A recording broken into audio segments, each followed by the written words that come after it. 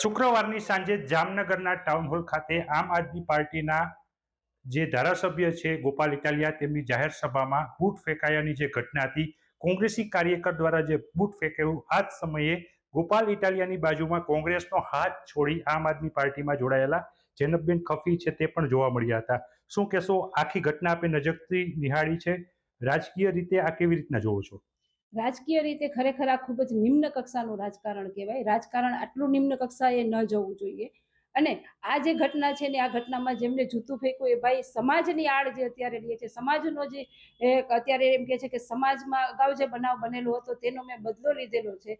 તો અગાઉ 4 થી 5 વખત જામનગર શહેરમાં ગોપાલભાઈ આવી ચૂકેલા છે. તો ત્યારે તેમનો સમાજ પ્રેમ કદાચ દબાયેલો હતો અને એ કોંગ્રેસ પક્ષ દ્વારા દબાવેલો હશે. હવે કોંગ્રેસ પક્ષ દ્વારા એ દબાવને વેગ મળ્યો, એટલા માટે થઈને એ આ કાર્ય નિમ્ન કક્ષાનું કાર્ય હું કહીશ ને, અને એ કાર્ય એમને કરેલું છે. ખાસ કરીને તમે કહો છો નિમ્ન કક્ષાનું આ જે કૃત્ય છે એ ગણાવી રહ્યા છો.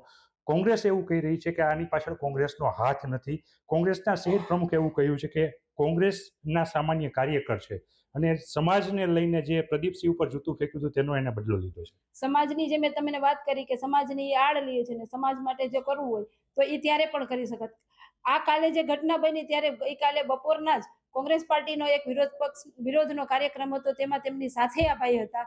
અને ત્યારે જ એના પછી જ આ જે થવામાં આવ્યું એ ચોખ્ખી રીતે દેખાય છે કે કોંગ્રેસ દ્વારા જ, અને હું ચોખ્ખી રીતે કહું છું કે જામનગર કોંગ્રેસના અમુક નેતાઓને આજે અત્યારે અમે આમ આદમી પાર્ટીમાં જોડાણા અને આમ આદમી પાર્ટીને અમારા જોડાવ બાદ જામનગર શહેરમાં જે વેગ મળ્યો છે, કાલની જે રેલી, કાલની સભા જે જોઈને, જે માહોલ જોઈને કોંગ્રેસને પોતાનું નીચું લાગે છે, એટલા માટે થઈને સહન ન કરી શકતા આવી નિમ્ન કક્ષાનું રાજકારણ કરેલ છે.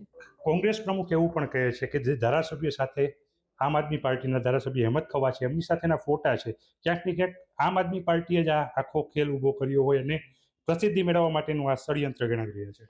ખોટા તો ભાજપના જે ધારાસભ્યો હોય ને ભાજપના કોર્પોરેટર હોય એમની સાથે દિગુભાના પોતાના પણ હશે. હું કોઈનું નામ નથી લેવા માંગતી, પણ તમે કીધું કે દિગુભાઈ આવું કીધું એટલે હું જણાવું છું.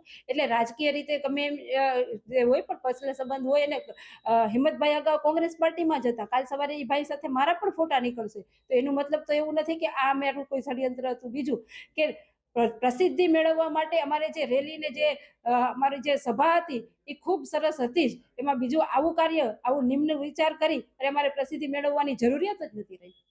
આ આખો કાંડ છે તે કોના ઈશારે થયો છે? જામનગર શહેર કોંગ્રેસના હિસાબે. તો આ હતા જેનબ ખફી કે જેઓ કહી રહ્યા છે કોંગ્રેસનો હાથ છોડી અને સાવેણો પકડી આમ આદમી પાર્ટીમાં આવ્યા છે, ત્યારે કોંગ્રેસનો હાથ છે તેવું તેઓ ચોક્કસ જણાવી રહ્યા છે. કિંજલ કારસરિયા, ન્યૂઝ 18 ગુજરાતી, જામનગર.